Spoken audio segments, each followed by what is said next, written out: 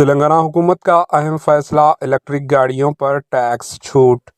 تلنگانہ حکومت نے ریاست میں الیکٹرک گاڑیوں ای وی کے استعمال کو فروغ دینے کے لیے اہم قدم اٹھاتے ہوئے ان گاڑیوں کو رجسٹریشن فیس سے ایکسپشن قرار دیا۔ یہ اعلان ریاستی وزیر ٹرانسپورٹ پونم پربھاکر نے میڈیا سے بات چیت کے دوران کیا۔ وزیر ٹرانسپورٹ پونم پربھاکر کے مطابق جیو 41 کے تحت متعارف کردہ ای وی پالیسی کا اطلاق کل سے ہوگا اور یہ سال 2026 تک نافذ رہے گی۔ اس پالیسی کے تحت موٹر سائیکلوں، آٹوز، ٹو ویلرز اور ٹرانسپورٹ بسوں پر 100% ٹیکس چھوٹ دی جائے گی۔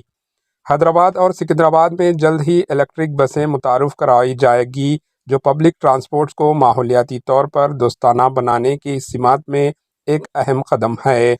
وزیر پونم پربھاکر نے عوام سے اپیل کی کہ وہ روایتی ایندھن سے چلنے والی گاڑیوں کے بجائے الیکٹرک گاڑیاں خریدنے پر توجہ دیں۔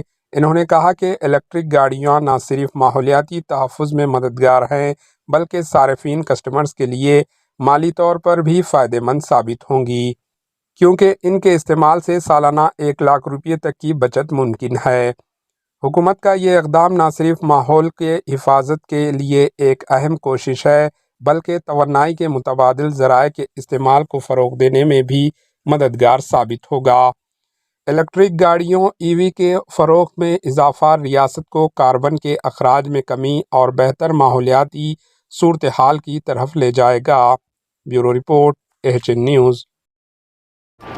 AHN نیوز کو لائک کریں، شیئر کریں اور سبسکرائب کرنا نہ بھولیں۔